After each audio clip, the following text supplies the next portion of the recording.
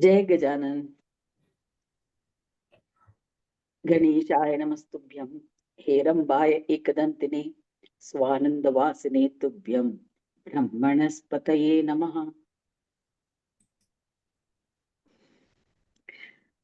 So we are starting fresh again from chapter 24 of second part of Mudgal Puran. This is a story about, same, we were talking about Dhruva and the Manu Vamsha, the sons of Manu and his lineage. So in continuation of that, from Dhruva who became a star because he worshipped Vishnu, and Vishnu blessed him that I will raise you to a position higher than the sun. So he was given a position beyond the sun. So that is another constellation, you can say, Dhruva constellation. Now here in Dhruva had a son in the, sorry, not a Dhruva, in the Dhruva's lineage, there was a person called Anga who was in that lineage of Dhruva. And like his father, he also was a very righteous and respected by all and all. And he became the king of that land. Now, he was a present king. This Anga, he was after some time, he of course, he was married to Mrityu, daughter of Mrityu, and he got an extremely cruel son. Now you remember Mrityu and all those, that lineage was in that other, the two sons of Manu, um, uh, Uttamapada, and the one from whom a lot of this cruel or the negative kind of people was a lineage in that. So similarly, Mrityu was the daughter of Mrityu, was given to King Anga, and as a result, his son was a very cruel kind of a person. His name was Vena. Vena was the name given to this person. Now, this Anga as a king, he tried to sort of discipline him and give him all kinds of education, and tried to bring him to a respectable kind of a position, because he has to occupy as a position as a king. But he did not accede to all the this request of his father.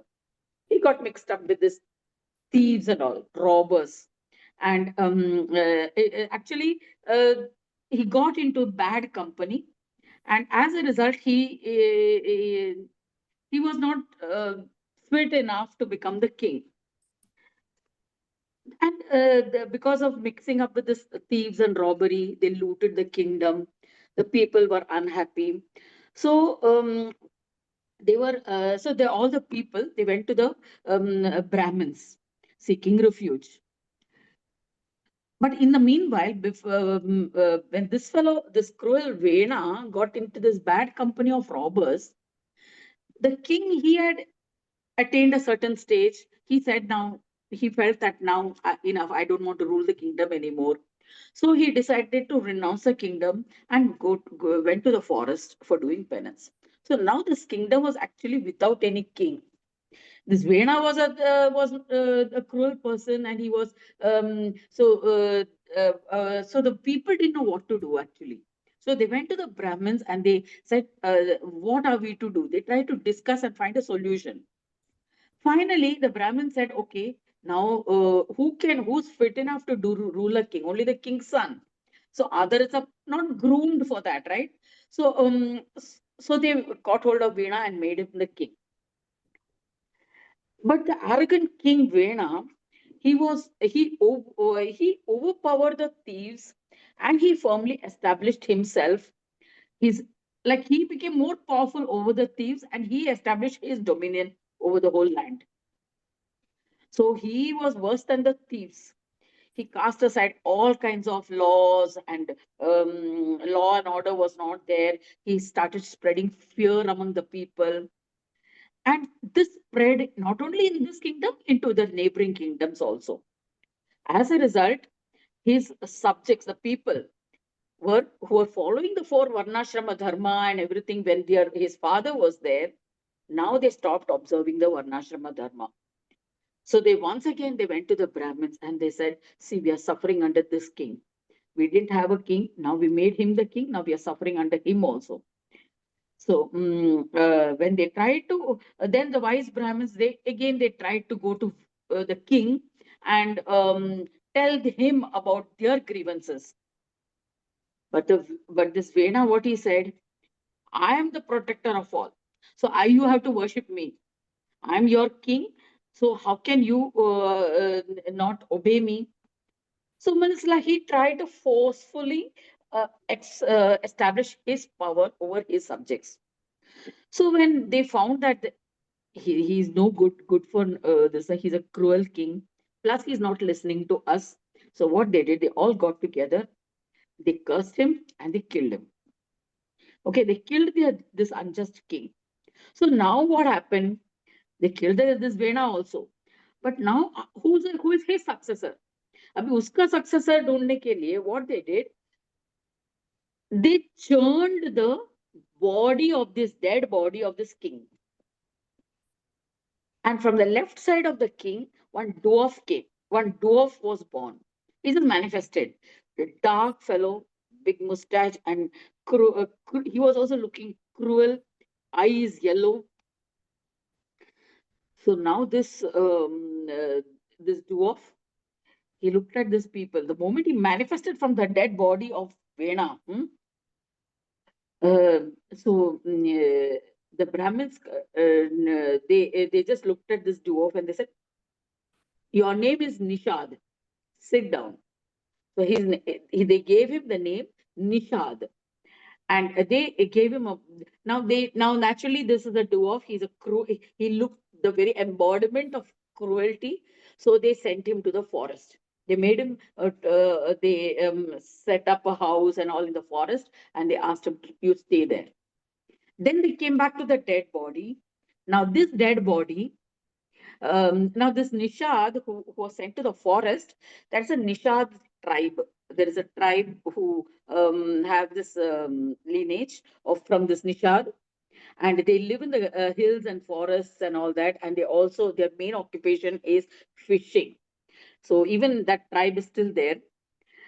Then they came. Now these people, the Brahmins and all the sages, they came back to this Vena's body. Now, this Vena's body, that all the cruelty had gone off in the form of this dwarf.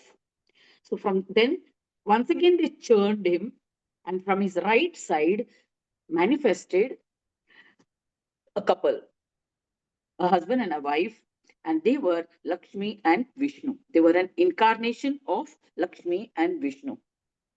So this Lakshmi and Vishnu was born from the right side of Vena. He was known the Vishnu means actually they gave that the Vishnu was on, but Vishnu means the male person who was born. He was given the name Prutu. Prutu. That is how the Prutu dynasty started on Earth. So remember, we are talking about the earliest family of the Manvantara. So Manu had two sons, and then he had so many other sons, 100 sons, 90 sons. They did all kind of penance and all that. Then 10 of them were kings, and they were made. So like that, in that lineage came this Dhruva, and after Dhruva was this Vena. From Vena came this Prithu. So he ruled this kingdom righteously, and he was a justful king. Because now this Prithu, that is from Prithu only this earth got the name Prithvi. Prithvi came from this the king's name, Prithu. So he was a Kshatriya. He was now a Kshatriya. Kshatriya dynasty started from here. He ruled the kingdom very righteously. He became famous in the world as a just and dutiful king. He established the Kshatriya Dharma. So after that, so we were talking about the various four Varnashrama Dharma, but the Dharma of Kshatriyas was established by King Prithu. The subjects who follow the religion of Varnashrama Dharma prospered under his rule, And after some years, there was a famine. Now, in this kingdom, there was a famine. So people were deprived of food. There was heat. There was it was the farmland became dry. No crops were there. The people were distressed, and the subjects sought refuge with the king. So naturally, the people, they wanted help. So they went to their king.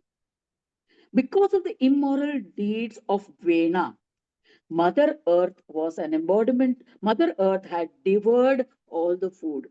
Now, see, the king's kukarmas, that is bad karmas, has an effect on the land, on the people also. And not only in that generation, subsequent generation also suffers. So, if the king, as a ruler of that kingdom, has great responsibility, and if the king rules wisely in righteous ways, following all the dharma, he's full of virtues. He takes care of the people. He sees that all are provided for, and whatever necessary by the subjects, he listens to them and rules justfully. Then he's coronated, he's celebrated also, he's given a good position, gets all the respect and reverence of the public, of the people. At the same time, if he does not behave well with the people, let us see now the Vena, he had mixed up with the thieves, and he started robbing the people only, and he looted them. There was no law and order. So actually, because of that, the people themselves killed him, and then afterwards, even the earth had to suffer drought. So even a part of the sins, the land has to bear. So the people were deprived of food. Mother Earth, because Mother Earth, here it is mentioned, Mother Earth had devoured all the food. The Mother Earth, the earth cannot eat up the food. It just was not able to germinate the seeds, crops for fresh crops. So the it becomes actually barren. The earth becomes barren and unable to, and so she was not willing to produce any food. Earth was not giving crops. Unable to bear the sufferings of the subjects, the king was furious. So after musing about it, and in order to discipline Prithvi, he installed a powerful arrow on his bow. Now he thought, Prithvi ko, I will have to teach Prithvi a lesson, the earth a lesson. See, in those days, even now, we consider the rivers as Mother Ganga, or the earth as Mother Earth, and Prithvi, like everything as a living entities, having means almost worshipping them as gods, right? As deities. We worship the people tree, this tree, that tree, and all that. So, like that, in those days, earth also was worshipped. And even now we worship earth in the form of, we make idols from the earth and worship. So what he did, he was annoyed with earth because she was not giving crops. So he put an arrow on his bow to end the famine. He was just pulling the bowstring in the direction of the earth for assault. Seeing the king ready to um, mm, shoot at the earth, Prithvi, Mother Earth, was terrified. She assumed the form of a cow and fled. With the bow and arrow mounted firmly, the king means that the Prithvi assumed a human form. Sorry, not a human form, a form manifested as a cow. That's why we worship cows in India, because cows are considered sacred, because it came out of Mother Earth. And even initially, even in the Manthan, when Meru was churned in the churning of the Meru mountain, Kamadhenu also came, wish fulfilling cow, which was given to Indra. So, so like this, now here, when this King Prithu tried to attack Mother Earth, she assumed the form of a cow and she started running. Now this Prithu ran after her like Yama, Lord of Death. He chased her. Finally, cornered by Prithu, Mother Earth surrendered to the king. Trembling with palms joined in reverence, she said, O guardian of the earth, will you kill me? A woman who is the name of, who is a mine of abundance, such as medicinal herbs and food. O Kshatriya, please pardon me. I have come to you seeking shelter. Please spare me. So now this cow, assuming a feminine form, or maybe as a cow itself, or as a woman, assuming a human form, she says, she speaks to the king. Please pardon me. I have come to you. I'm surrendering to you. So when she surrendered to the king replied, I shall kill you if you do not obey my orders immediately. And he named her Vasundhara. Vasundhara, this cow had assumed the feminine form. Oh, he addresses her, Vasundhara. If you wish to live, you must release food. She was holding on to the food. So you must release the food that you have swallowed. This is with you. This is for certain. Otherwise, I will kill you. So the king orders this Vasundhara to release the food. So Prithvi replied, O king, how can I yield the medicinal herbs and plants that I have already swallowed? O eminent king, you must first make me an even plateau. Then I shall assume the form of a cow. Anyone can obtain with certainty all the medicinal aspects from me in the form of milk. Let someone approach me as a calf, and I shall return all vegetations and grains as my milk. Also, please appoint a milker. This will lead to prosperity. Otherwise, O guardian of earth, your killing me will be useless, will be in vain. So now you must, this is a very interesting kind of an episode, which all of us means when we were doing the translation, like I did the translation and I gave a first draft. I think just I mean, the people who are reviewing my translation, they just couldn't understand what are you talking. How can they milk a cow and then all these things come out of a cow? So like it looked very unbelievable kind of a thing, but this is the way it happened, like that because of that the earth, mother earth, absorbed all the food into her, all the vegetation, all the possibilities. So actually she assumed this, she gave the promise as a mother earth, and then she returned, she became a cow, and um, everybody had to milk with whatever they intended. And as they were milking the cow, those things manifested. So it's an interesting phenomena that happened. This is how the Vasundhara gives the solution. So hearing the words, now King Prithu was shattered. He had shattered many mountains with his arrows and leveled the earth.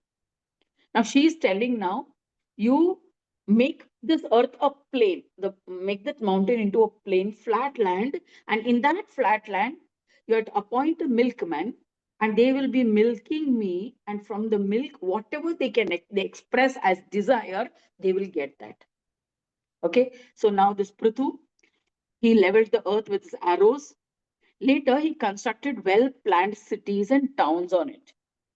Since then, the concept of towns and city planning came into existence. So Prithu accepted the earth as a daughter, and hence she is known as Prithvi.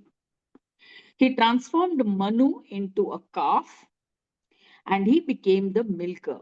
So first he himself, he transformed Manu into a calf, and then he became the milker. The milk she gave was like food, was enriched with 6 flavors.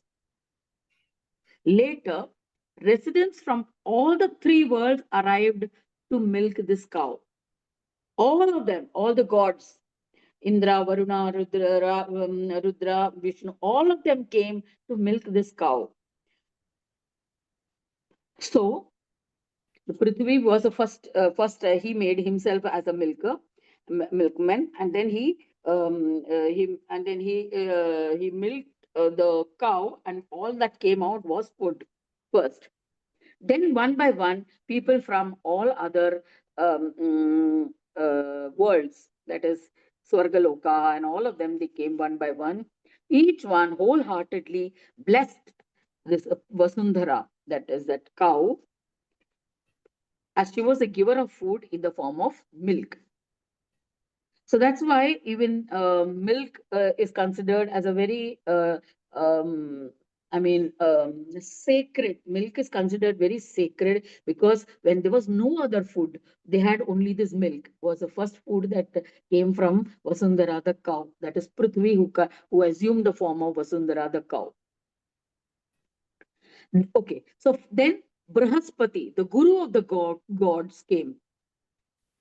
He milked her using Brahmadeva as a calf. See, if you have observed in the villages, in the cities, we have not observed so much. Usually, the cow gives milk only when the bachada is around. When the young one is around, then she gives more milk.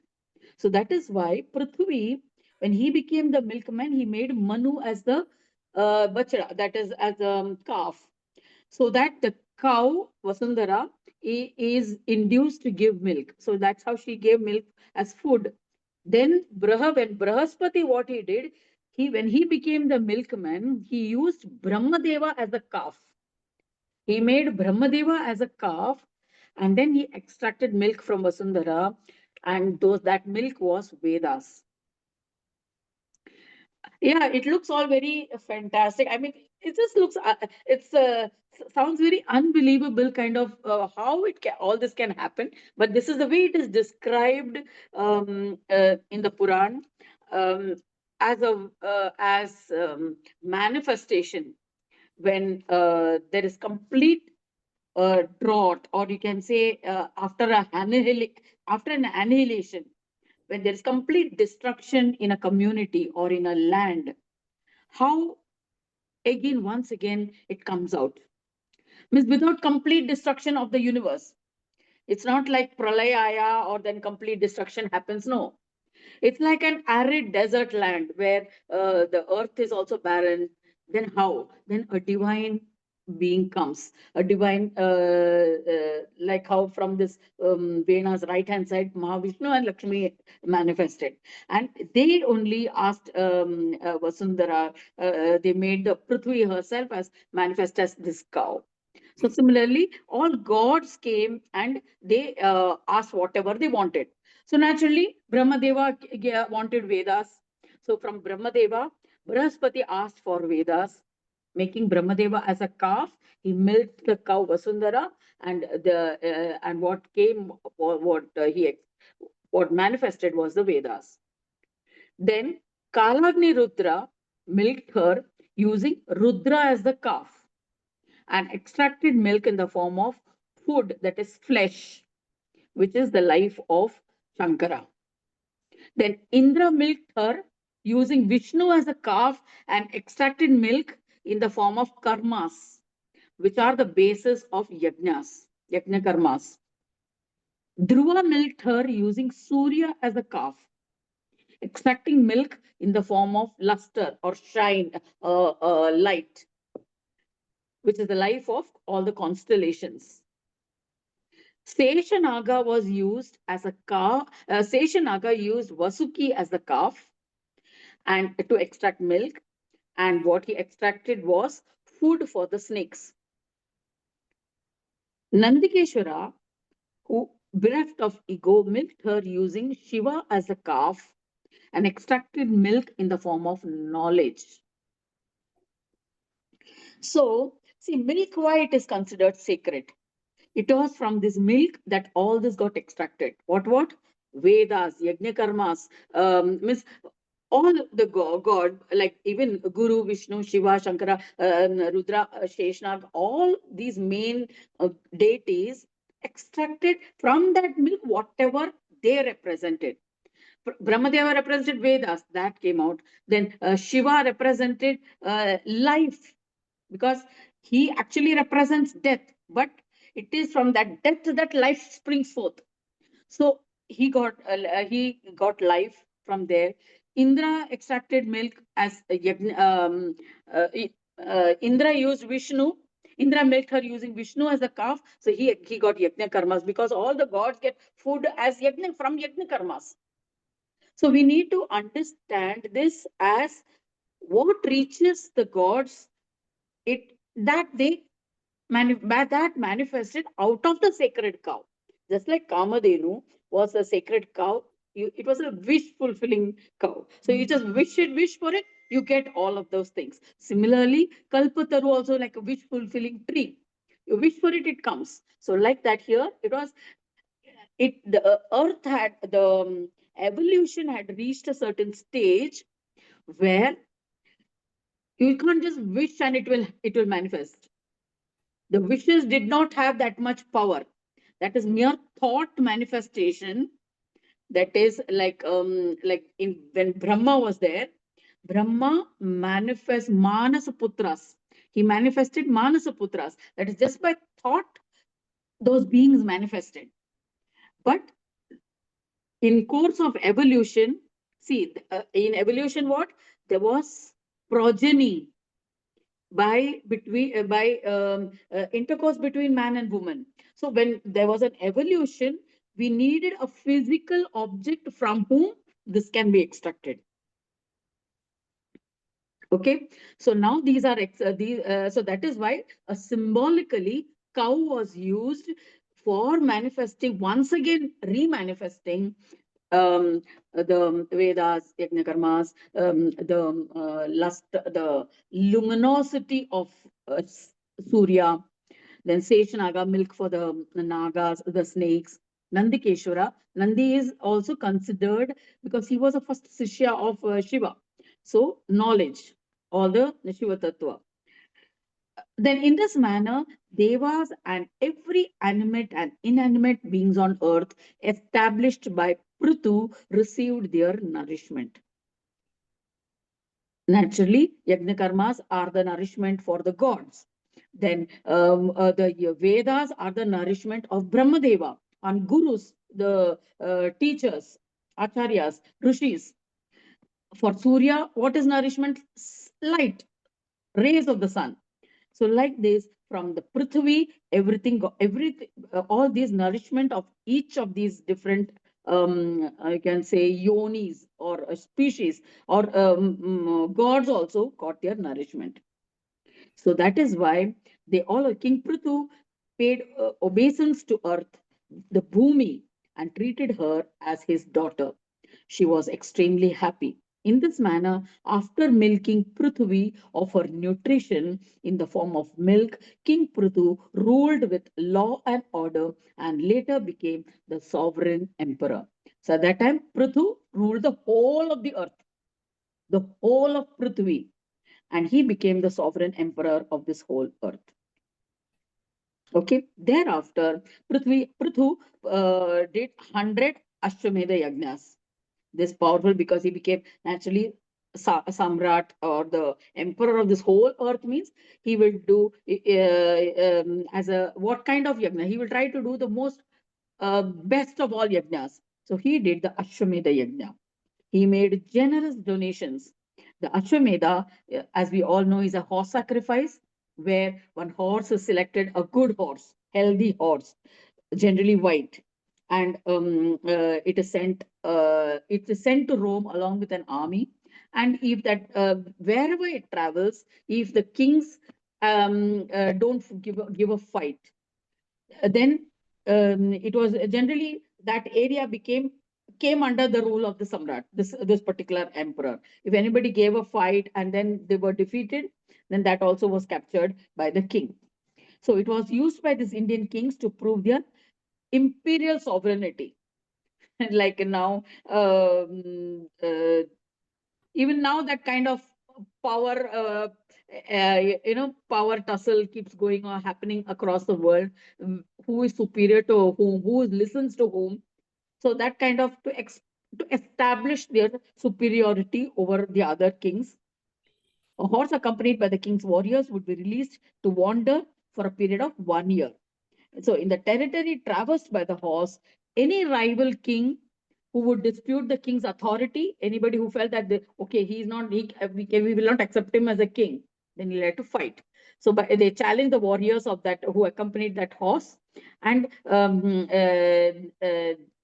if they were defeated, they had to submit to this king, accept him as a king. After 1 year, if no enemy had managed to kill or capture the horse, the animal would be guided back to the king's capital. It would then be sacrificed, and the king would be declared as an undisputed sovereign. Okay, so that was a Ashwamedha Yajna. So even Brahma, Vishnu, Shankara were present there when Prithu was performing this Ashwamedha Yajna. And all devas attended these yajnas along with the Gandharvas. There was the gods could come on earth. They moved. They attended these Ashwamedha yajnas. Kashyapa and other rishis, Sesh Naga with other Naga chiefs also attended this yajna. So we will halt here. We will stop for this story over here and continue Prithu's story tomorrow.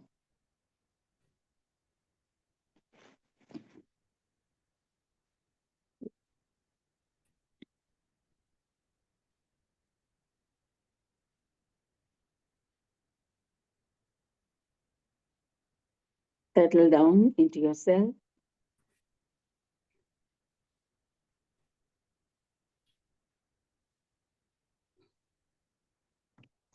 Bring all your attention on your physical body. See that your feet are firmly planted on the floor, spine erect, eyes closed.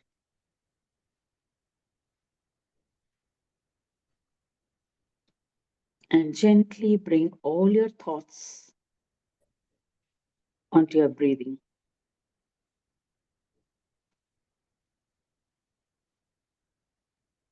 Observe your breath.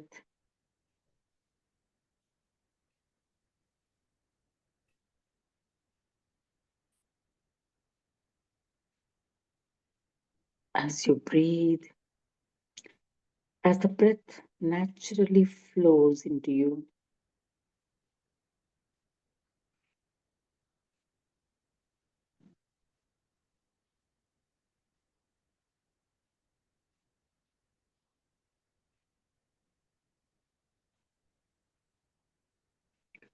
now bring your conscious attention to your breath. Count 1 to 10 as you inhale and 1 to 10 as you exhale.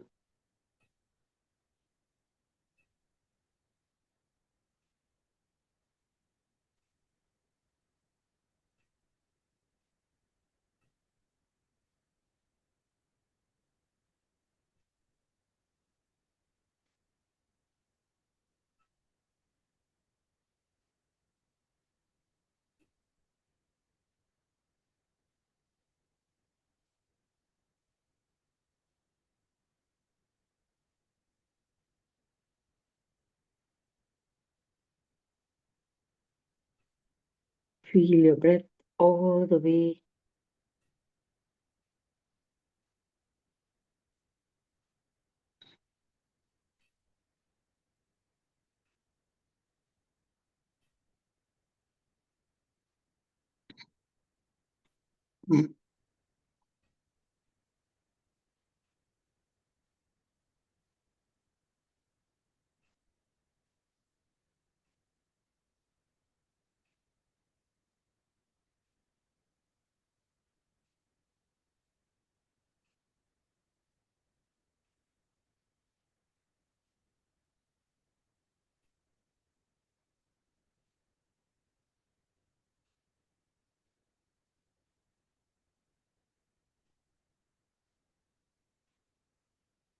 see that your breath is in a rhythm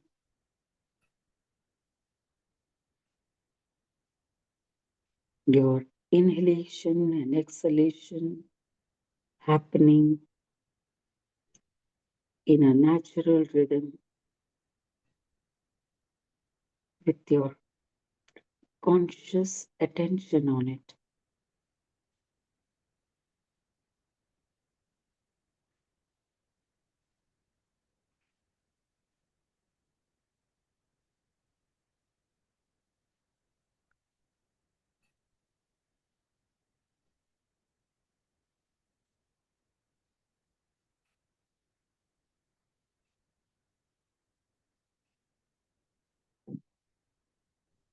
If the mind wanders, bring it back on your breath.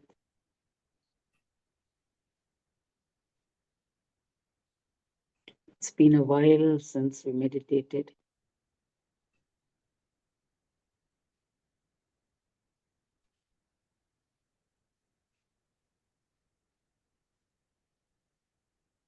Pull the mind back to your breathing.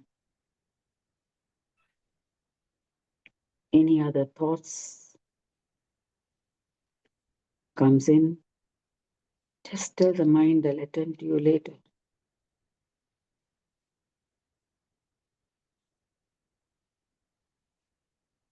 Bring your attention to your breathing.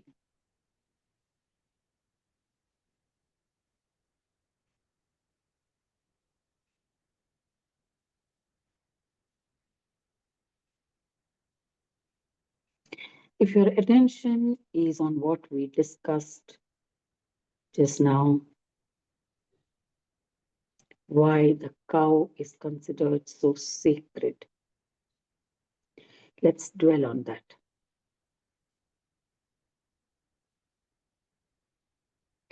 The Mother Earth manifested the cow on earth, and everything else were manifested by the mere action of milking the cow with an intention.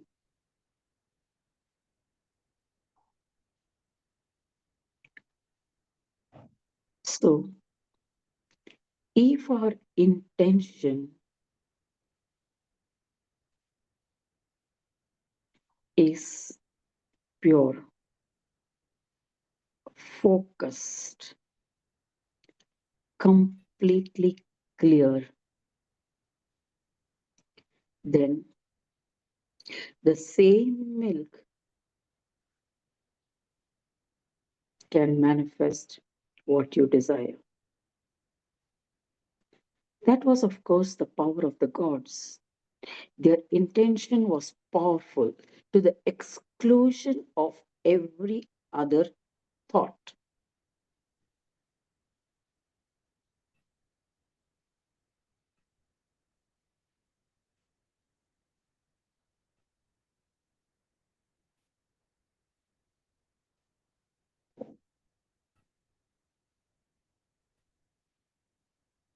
That is, when there are no distractions, when there are no diversions of that mind consciousness matter, then it will manifest in the form that is intended. That is the Ichha Shakti, the power of Siddhi. The Buddhi, the power of the intellect, it is used. Then the knowing which is there in that intellect gives the form that is to manifest, and the Ichha Shakti, the power of desire, the power of intent, the willpower gives the energy for that intent. So energy goes where attention goes.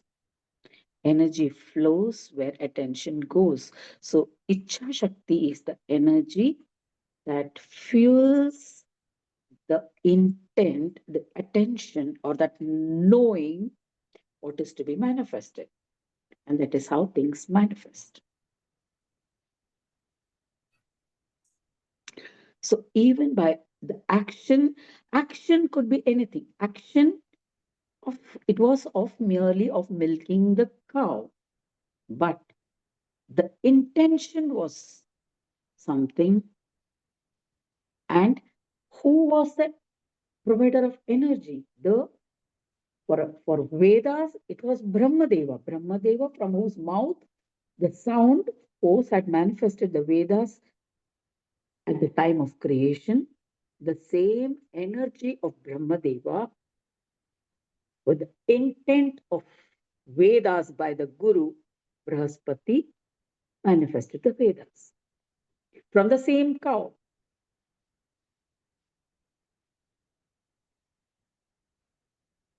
Indra,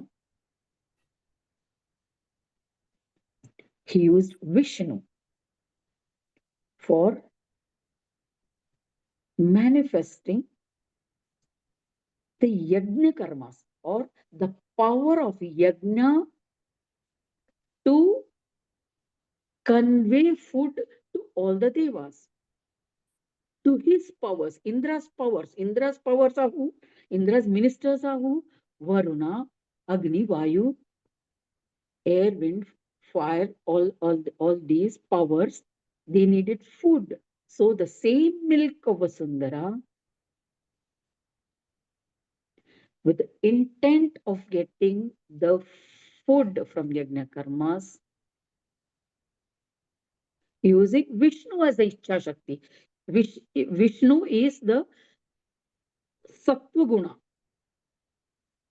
Sattva Guna manifests the pure food for the nourishment of the gods, of the various elements, primordial elements, such as rain, fire, Varuna, the gods of fire, gods of the elements.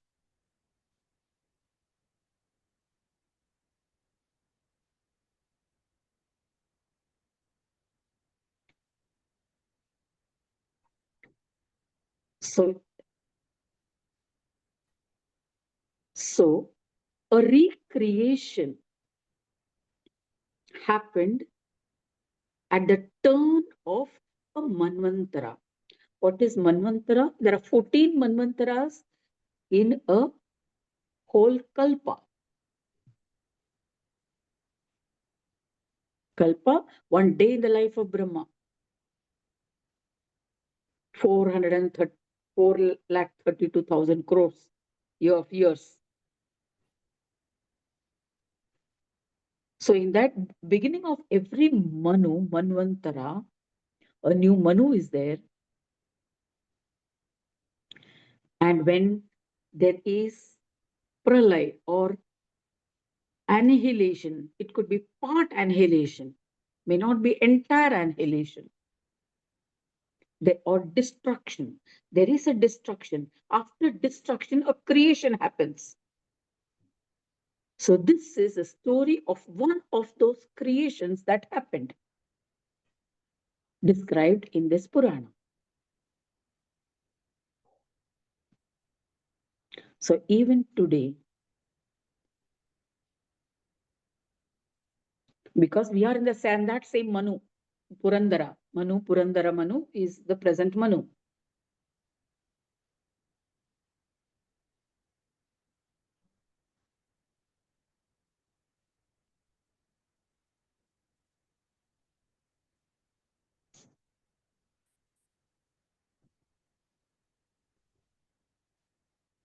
Sorry, Indra. Purandara, Indra.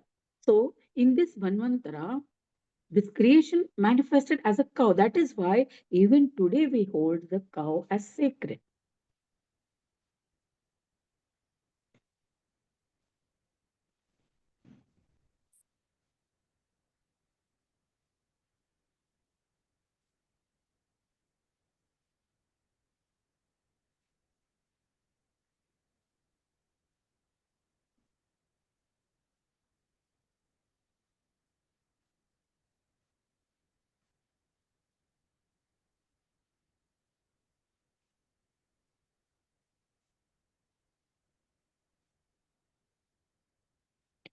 So it is a kind of rejuvenation of this earth that happens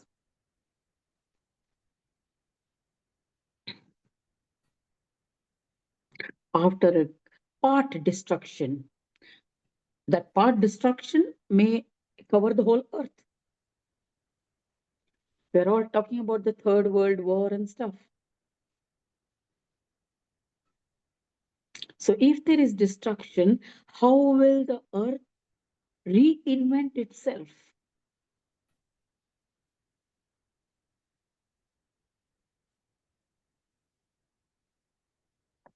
This is the story of the earth reinventing herself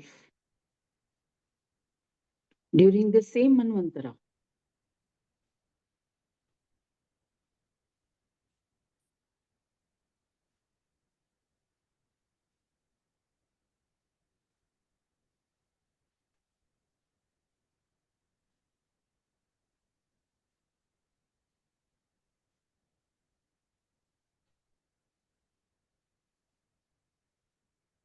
Think deeply on this. This destruction may be a natural calamity which results in the destruction, or it could be man made.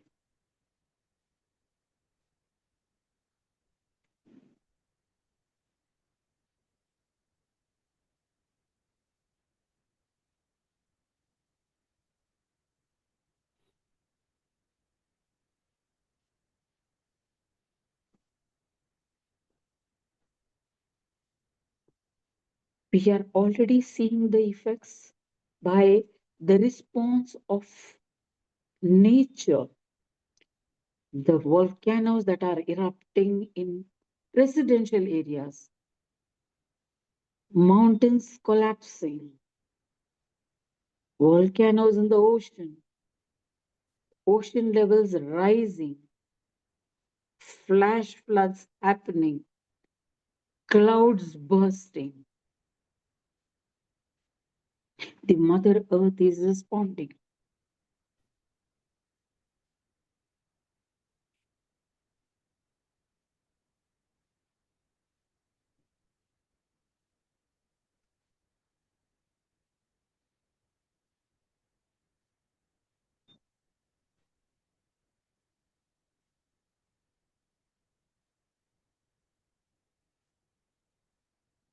And these are violent responses which humans, even hundreds of humans, cannot handle.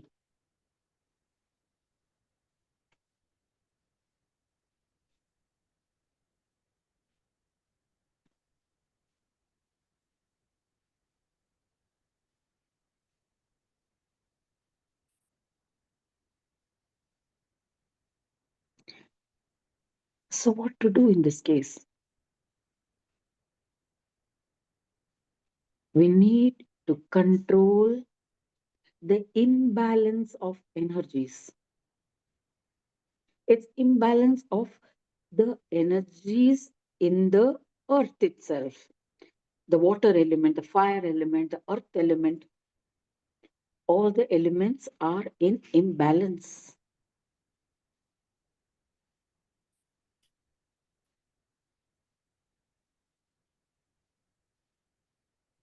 And it happens when the Ichha Shakti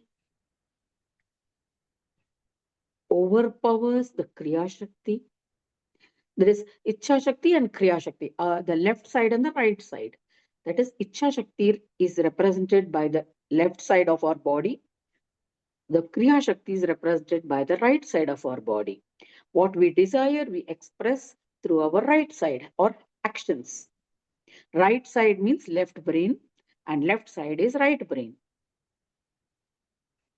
So when there is imbalance in our desires and ability to take action, we don't succeed, right? We can see in our own daily life, in our own, each individual can experience it.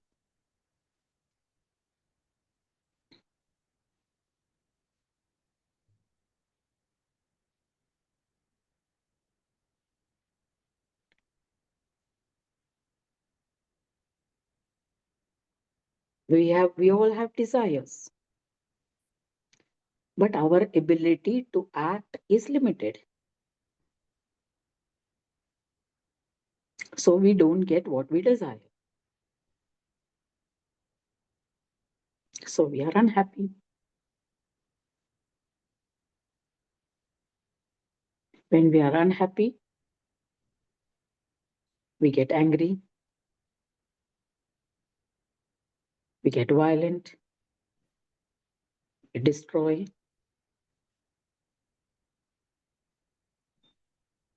So if this can happen at the individual level, just by merely observing our own self, our own actions and reactions, we can understand the cosmic reactions.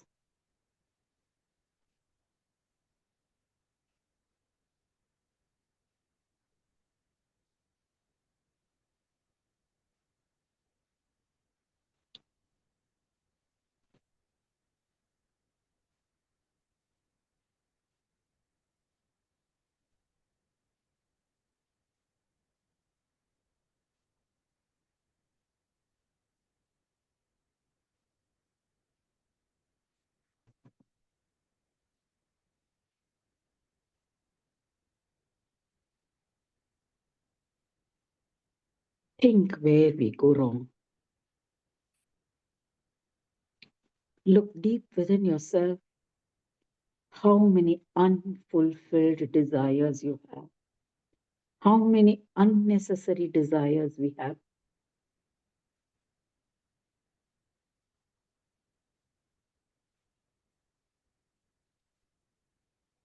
and we are fighting to get it.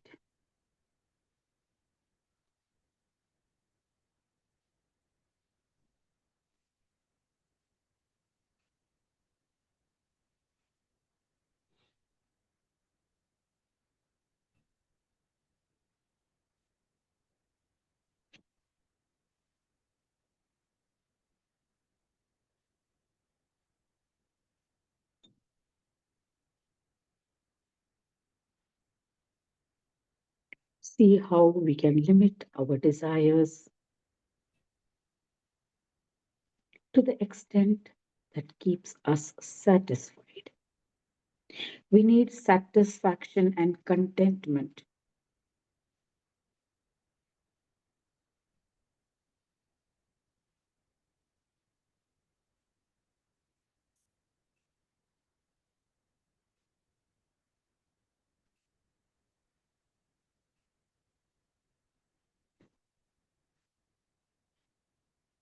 Can we eat more than the capacity of our stomach?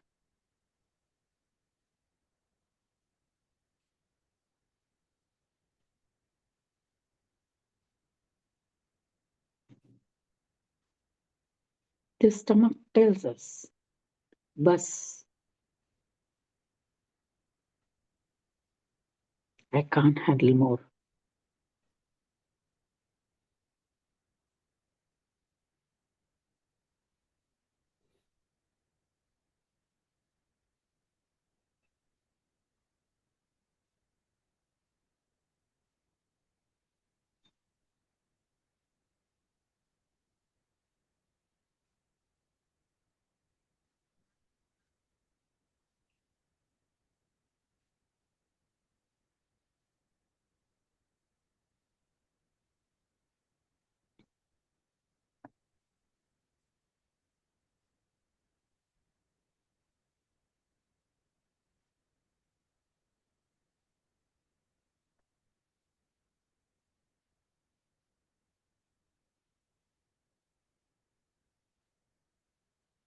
Take a nice deep breath to a full count of 10, all the way into your abdomen.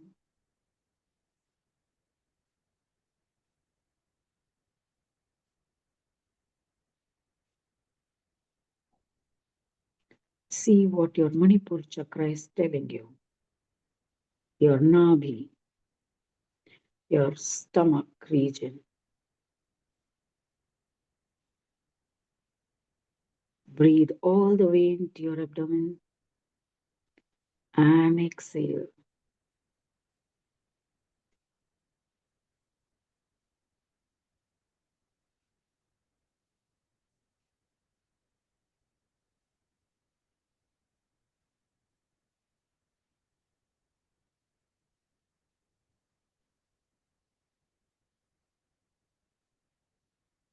You can feel the energy of your Nabhi chakra, the Manipur chakra, on your middle finger of both hands.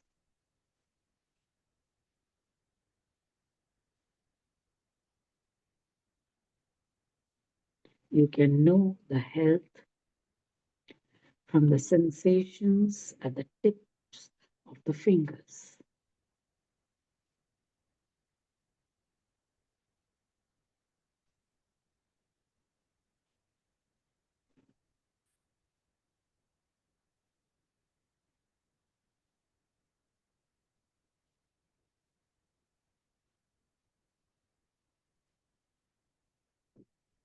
If you feel a prickly sensation, there may be something wrong in your stomach. If you feel heat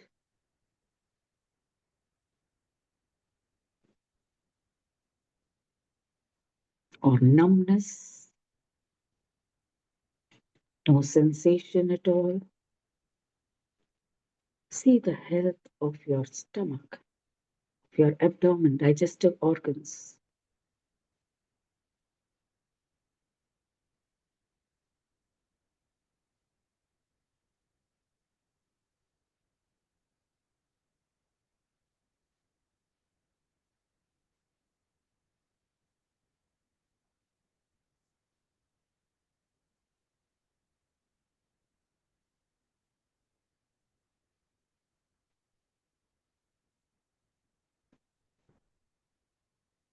Bring your attention to your breathing.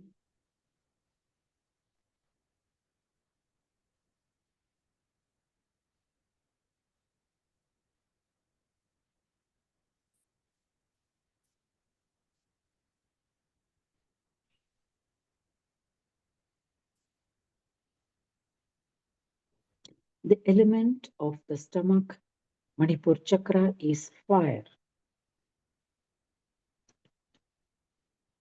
The fire in the belly.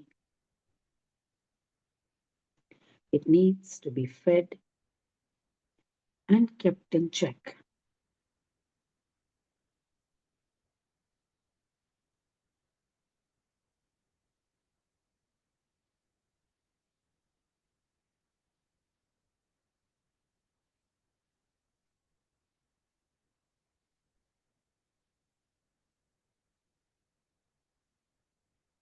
That is why when we eat, before we eat, we say, Brahmarpanam Brahmahavihi, Brahmajno Brahmanahutam, Brahmaiva Tena Gantavyam, Brahmakarma Samadhinam.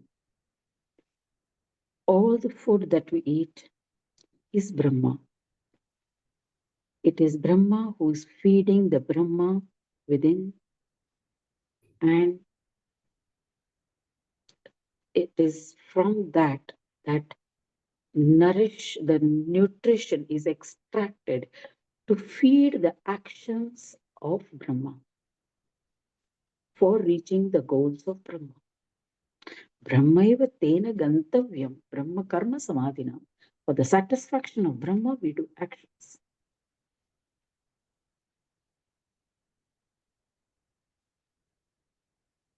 If we remember this prayer, we will know the purpose why we eat.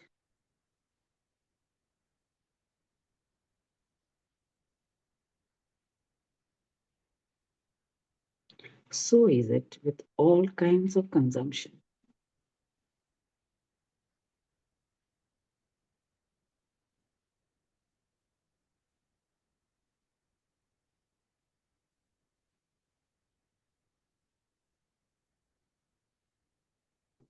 Take a nice deep breath.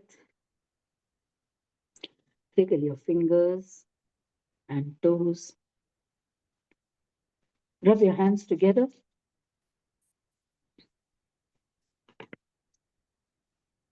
Cup your palms and place it on the eyes. Rub your face and gently open your eyes.